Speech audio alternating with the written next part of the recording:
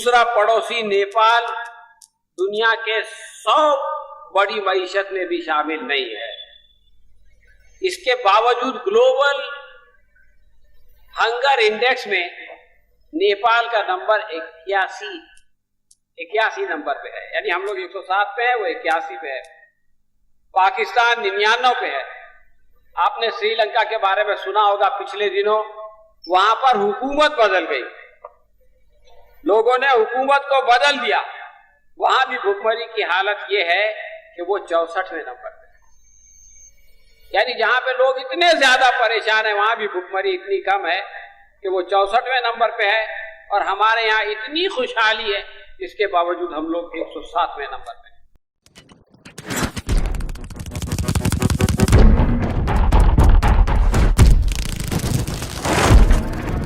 दोस्तों, ये अच्छे दिन एक ऐसा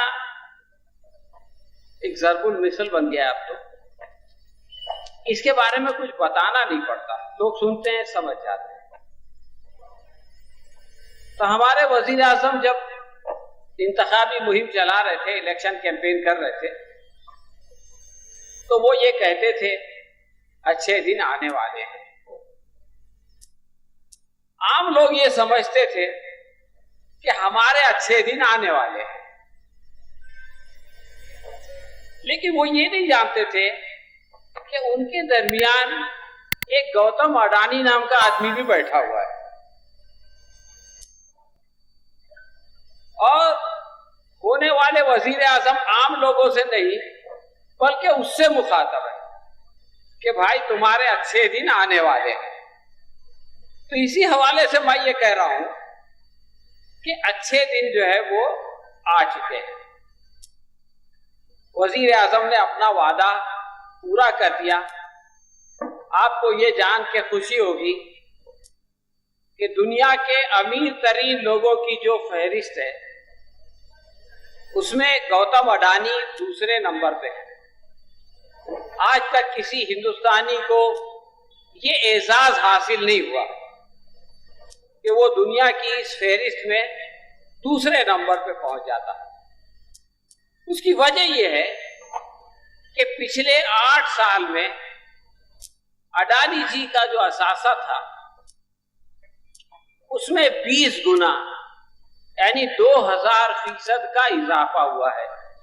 अब इससे अच्छे दिन जो है वो कैसे हो सकते हैं कि उनके पास जो एसेट था वो 7.3 लाख करोड़ था। 7.3 लाख करोड़ था, मैं कह रहा हूं, और अब वो जो है 136.1 लाख करोड़ हो गया। यानी मुकेश अंबानी भी जो है वो पीछे रह गए। तो दोस्तों, ये जो चमत्कार है अच्छे दिन का, ये कैसे हुआ, ये सवाल आपके जहन में आता होगा।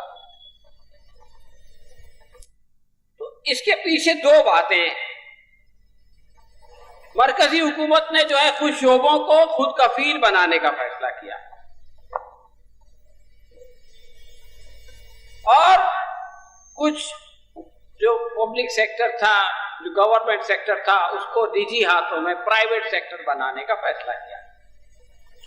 और इन दोनों फैसलों का सबसे ज्यादा फायदा इन्हीं को मिला, अडानी जी को। मसलन सरकार ने यह फैसला किया कि हमारे यहाँ ग्रीन एनर्जी होनी चाहिए। ये जो बिजली जलती है, ये जो पावर प्लांट में बनती है, तो उससे पोल्यूशन होता है, आलूदगी होती है।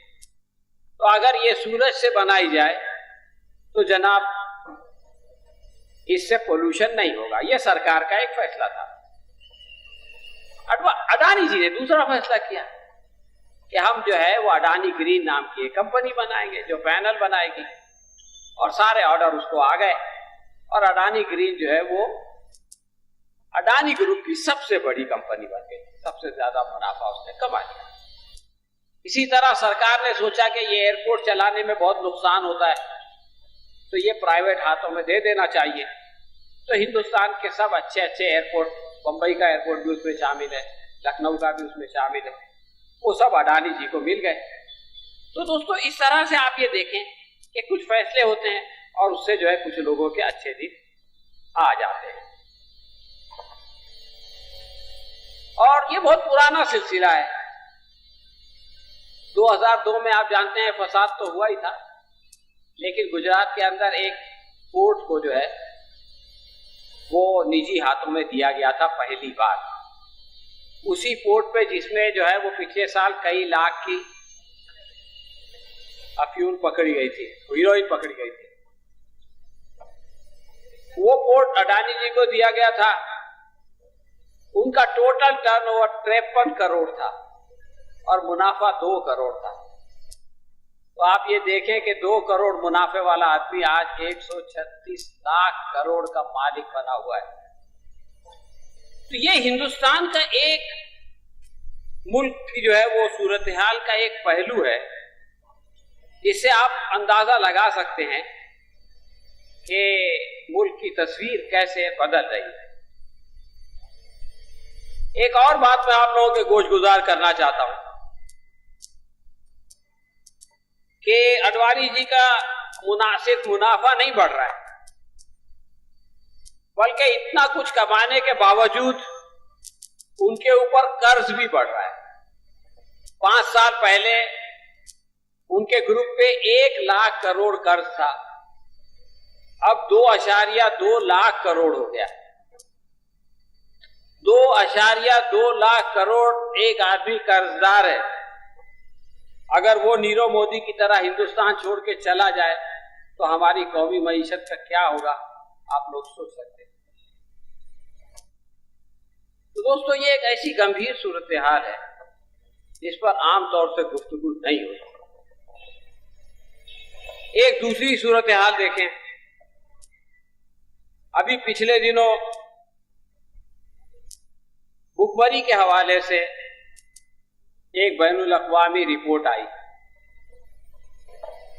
उसमें पता चला कि दुनिया के जो 119 ममालिक हैं जिनका जायजा लिया गया, उसमें हिंदुस्तान 107वें नंबर पे है। यानी आप सोचिए, सिर्फ 12 ममालिक ऐसे हैं जो इस मैदान में हमारे बाद है। हुकूमत ने उसको डिनाई किया, वो तो करना ही था, लेकिन इससे हकायक नहीं बदलते। मैं आपको बताऊं कि आज से 8 साल पहले जब मनमोहन सिंह गए थे तो उस वक्त हिंदुस्तान 55वें नंबर पे था। यानी भुखमरी के मामले में मुल्क 55वें नंबर पे है, और फिर वो हालत बिगड़ते बिगड़ते ये हुई कि मुल्क 107वें नंबर पे पहुंच गया। आज हमारा मुल्क दुनिया की 5वीं सबसे बड़ी मईशत है। हमारा पड़ोसी मुल्क पाकिस्तान दुनिया की 40 बड़ी मईशत में शामिल नहीं है। दूसरा पड़ोसी नेपाल दुनिया के 100 बड़ी मईशत में भी शामिल नहीं है। इसके बावजूद ग्लोबल हंगर इंडेक्स में नेपाल का नंबर 81 नंबर पे है। यानी हम लोग 107 पे है, वो 81 पे है। पाकिस्तान 99 पे है। आपने श्रीलंका के बारे में सुना होगा, पिछले दिनों वहां पर हुकूमत बदल गई, लोगों ने हुकूमत को बदल दिया। वहां भी भुखमरी की हालत यह है कि वो 64वें नंबर पे है। यानी जहां पे लोग इतने ज्यादा परेशान हैं, वहां भी भुखमरी इतनी कम है कि वो 64वें नंबर पे है, और हमारे यहाँ इतनी खुशहाली है, इसके बावजूद हम लोग 107वें नंबर पे हैं। तो दोस्तों, ये भी एक सोचने वाली बात है। आप ये कहेंगे कि तुम अफगानिस्तान के बारे में क्यों नहीं बोलते, वो भी दूर का पड़ोसी है। एनआरसी में वहां से आने वालों के लिए भी गुंजाइश रखी गई है। अफगानिस्तान 109 नंबर पे है। हमारे और उसके बीच में एक मुल्क है। अफगानिस्तान 40 साल तक जो है वो जंग में रहा है, और अफगानिस्तान की हालत पिछले साल के मुकाबले इस साल बेहतर हुई है, और हमारी हालत पिछले साल के मुकाबले इस साल बदतर हुई है। तो दोस्तों, ये जो सूरत हाल है मुल्क की, ये जो तल्ख हकायक है, इस पर हमारा मीडिया गुफ्तगू नहीं करता। कि दुनिया में 82 करोड़ लोग जो है वो ग़िज़ाई किल्लत का शिकार हैं और उसमें से 22 करोड़ लोग यानी 1/4 हमारे मुल्क में रहते हैं। ये बहुत अफसोसनाक सूरत हाल है कि इस मुल्क के 15% लोग जो है वो भूखे सोने पे मजबूर हैं। तो जब हम मुल्क की सूरत हाल के बारे में बात करते हैं तो हमको जो है वो इस तरह के जो पहलू हैं, इस तरह के जो ठोस इश्यूज हैं, इस पर भी सोचना पड़ेगा और इस पर भी गुफ्तगू करनी पड़ेगी और इसको बदलने की तदाबीर भी जो है वो निकालनी पड़ेगी।